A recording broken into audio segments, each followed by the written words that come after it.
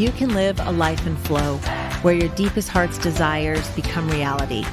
At SET2, we offer strategies and ideas on how you can stay out of crazy town. See, your human experience is meant to be lived with meaning, purpose, and creativity. You are here to contribute through your essence. We are best friends, moms, entrepreneurs, and above all, find our flow in assisting you to find yours.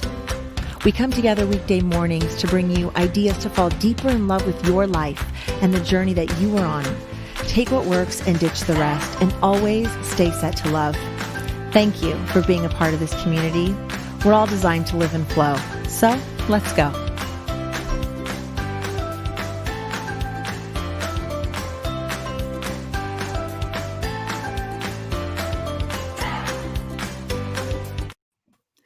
Good morning, Set to Love community. Good morning, Shelley, and good morning, Scott. We have an amazing guest today talking about time management and so many things around time management that you're going to be so excited that you stuck around from the beginning to the end. Scott Spears is a life balancing coach specializing in time management as the principal foundation to realizing life goals through wellness practices with an ultimate connection to self. He helps people organize their lives while achieving a healthy mental, physical, personal, and professional balance. So welcome, Scott, and welcome my best friend, Shelley, to another episode of Set to Love. We're so excited to have you. Thank you, guys. Thank you for having me on. I would love for you. I'm so excited. You know, you have been so amazing. If anyone out there, if you start promoting yourself even more and getting on more podcasts, I just want everyone to know how amazing of a guest you are, just with how thorough. And I can definitely tell you are someone who manages time well, which is how you follow up with things. So how did you get to this place? Like, what is your story? Who are you? Where do you come from? Let us know a little bit about you before you start jumping into all these amazing tips, some of which we already discussed. I'm excited to share this with our audience today. All right. Well, hello, everybody. Let's see, the last 15 years, I've been doing some global consulting. It wouldn't be uncommon that I would find myself in London, Dubai, South Africa, and Hong Kong all in 1 week. So really had to manage my time properly and figure out where I was half of the time. But all of that actually kind of took a toll on me as well after a while. Chasing the projects, managing the stress, not just my stress, but the customers' stresses. It all got to build up a lot on me on the last, let's see, about 3 years ago. I actually found myself lying down dead.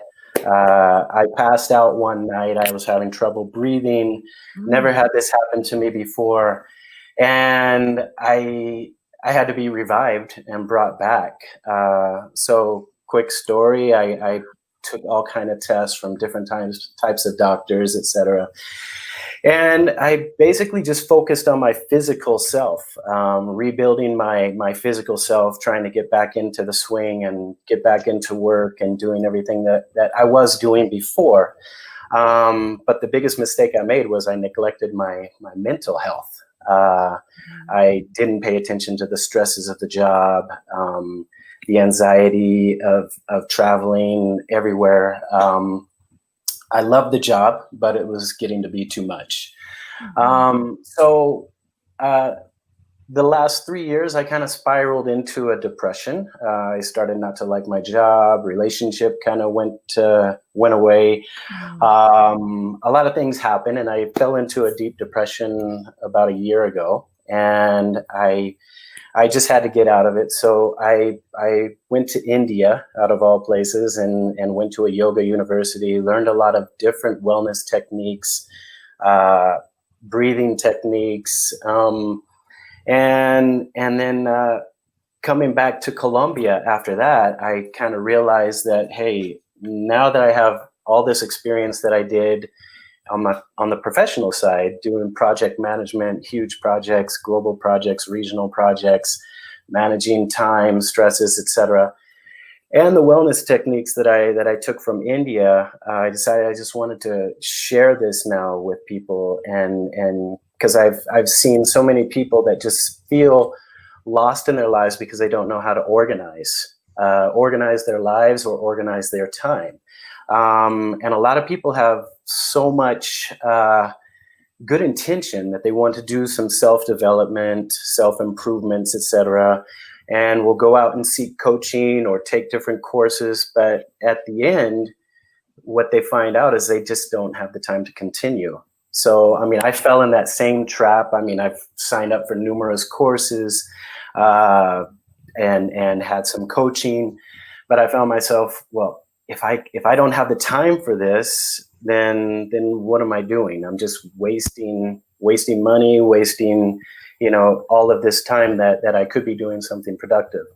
So I put together a program where I focus on helping people with their time management and their organization, and basically balancing their lives first as the first step.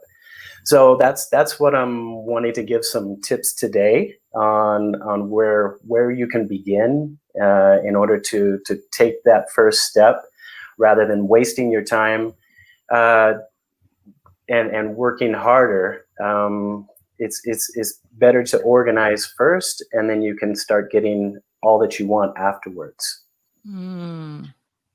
That's fantastic. I mean, thank you for being so vulnerable too, and opening up to us, because that's so important that people know where you come from and how you've taken something that's part of even flow, is when you take something and you turn things that you would think were negative, but you take the good out of it, and you made something good out of this, and helping others out of some really hard times for yourself. So what a beautiful thing that you've done. And thank God you did, because look at how we're all going to benefit from some of your strategies today of what it is to organize your life. So I'm excited to hear that. So thank you.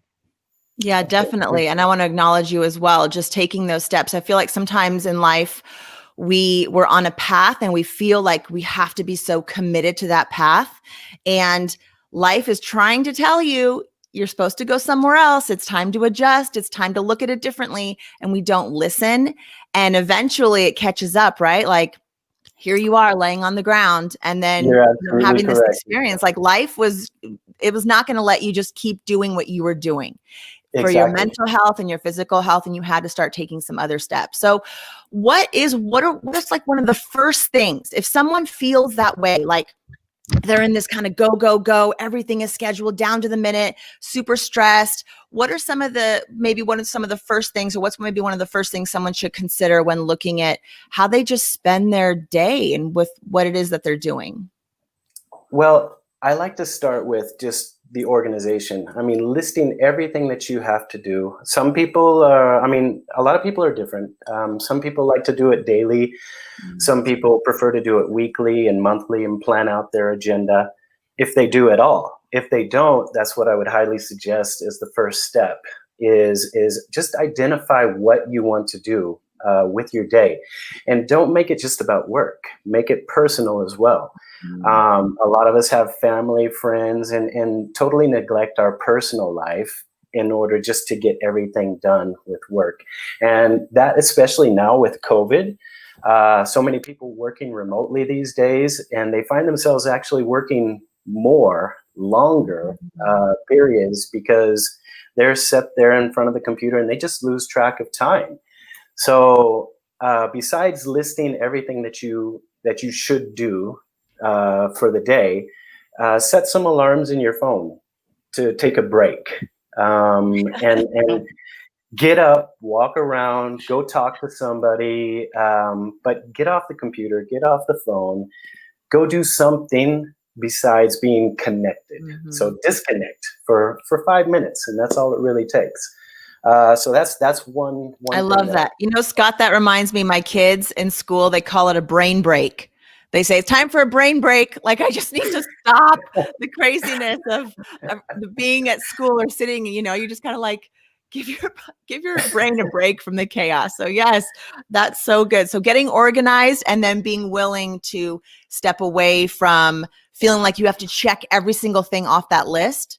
Like I think if I made a list, I'd be like, oh, I'm only just 2 things off the list. Those 2 things took so much longer than I thought. How do you not stress into that space where like you're not getting as much done as you would like? Well, on that list, what I like to do is I prioritize. What is it that I definitely need to do today? Okay. Because some of us are so dishonest with ourselves, me included. I used to write down 100 things that I want to do today, right?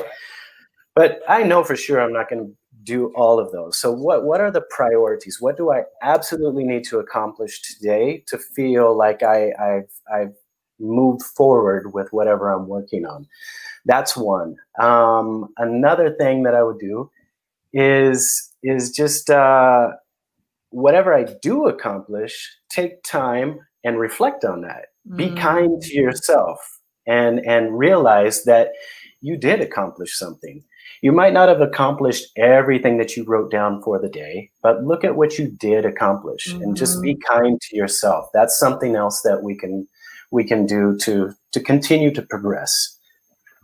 I love that. Thank you so much. Like giving yourself the acknowledgement that you did something, especially, you know, when you're going through really difficult times. I remember when I was really, really sad, even just taking a shower, I was like, I did something good today. Like for me, that was it, you know, like just little tiny things and just feeling good about the small things, even though you didn't get to some big long list. So thank you for that. That's a great tip. I think with that tip, though, I think with that tip too is when you're hard on yourself and you don't give yourself the time, that's why it's so important, is that you get stuck and then you lose time because you spend time wasting good energy, and patting yourself on the back gives yourself that momentum to even push forward. I mean, if you start out walking 4 houses, a week later, you're at 12 houses. And then before you know it, you're at 3 miles. So I do think that that's so important because sometimes people will say, oh, that's not enough, so forget it. And then they stop doing anything. So I do think that that's a really good practice. Yeah, I mean, we could look at Instagram for an example on this. So many people, I mean, we live in this day of instant gratification. And we look at pictures on Instagram and be like, I need to get in shape like that person right there, and just think in 1 week we can do it. No, it's going to take time. We have to build up to that. We have to be honest with ourselves. And that's one thing where I say be kind to yourself, because time management is not something that's written in stone for everybody. I mean, the rules to time management, everybody's different. And as you embark down that path, you're going to learn more about your own time management. What can you handle, basically? So like I said, I'll write down 100 things I have to do today. But then afterwards, I'll look and be like, well, that wasn't too smart. Maybe tomorrow I'll write down 50, you know? And then, maybe 25 is my number, you know? So it's progress to find out what works for you. So basically it's a model that I try to give people, but you adapt it to yourself. But also being kind to yourself is extremely important, because if you're not, you start feeling dejected and feeling bad about yourself. That it actually leads to procrastination. So you start being dejected or not motivated. You might write your list, but you're not going to believe in it. And if you don't believe in the list that you're writing to do for today or for tomorrow or for the week or the month, then that's going to be pushed aside. It's going to keep, all these things are going to keep pushed aside, and it's going to just lead to procrastination. So that's also something very important, why we have to be kind to ourselves and just learn how to adapt. That's the other thing. Listening to your podcast about Crazy Town, and how the other day Shelley's phone wasn't working and couldn't jump on the podcast. That's another thing, another step in time management that I like to tell people is, okay, organize yourself. That's great. But what I would suggest as an exercise, Not saying to do it every day, but maybe once a month. Turn that whole organization, that whole schedule upside down, and learn how to adapt your time. So you might get into a routine. Let's say you do something the same all week long, and then the next week something might change. So we need to learn how to adapt our time as well, because if we don't learn to adapt, then the stress and anxiety comes in, and that's where we start having these issues that actually come into our health. So learning to adapt is extremely important. We can look at COVID as another example. Everybody's so used to their schedules, their way of life, doing everything that they've done for years the same way. And then all of a sudden we're locked down. You're not able to do this. You're not able to do that. These rules and guidelines are in place. And people had to learn a whole new way of living. So that's what I mean by adapting is healthy for us, learning how to adapt. Because when things do happen, you're going to be able to realize that, hey, I've been through this. I can do it still. I might not be able to do it today, but I can fit that in tomorrow maybe.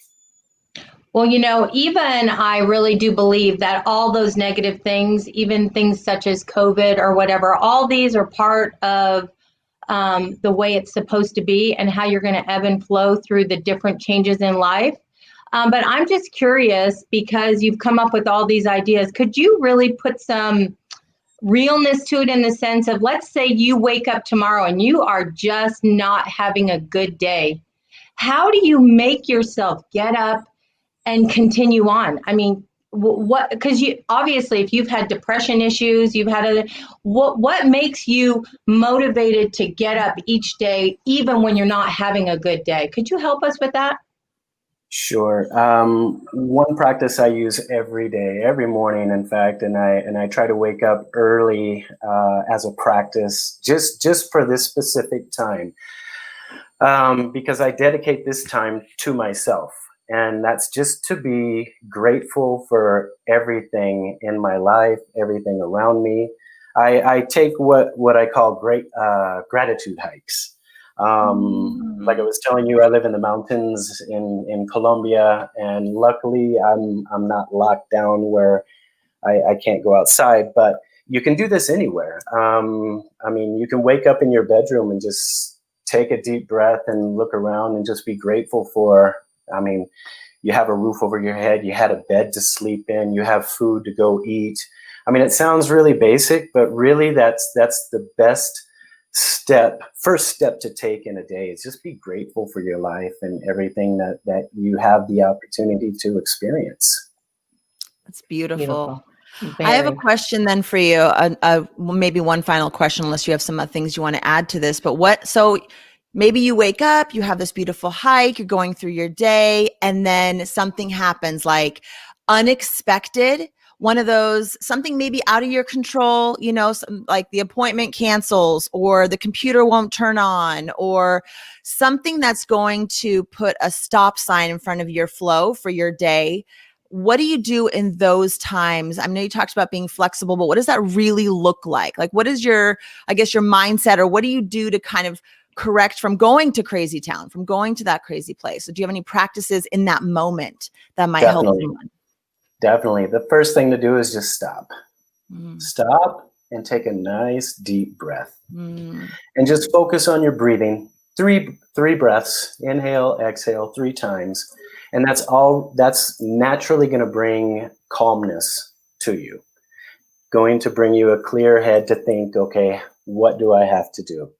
And a perfect example for me, I had to give a training. I was practicing this online training in Spanish for a company in Mexico, preparing like a month, rehearsing this all in Spanish.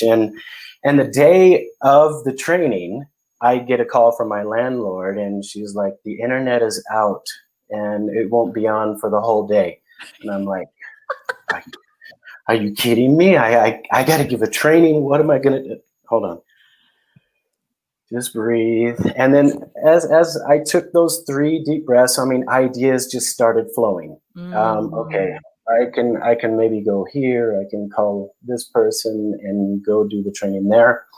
And a solution was available within 5 minutes. So it doesn't have to be immediate. Like I said, we live in this instant gratification culture where we're used to pushing a button and whatever we want is right there.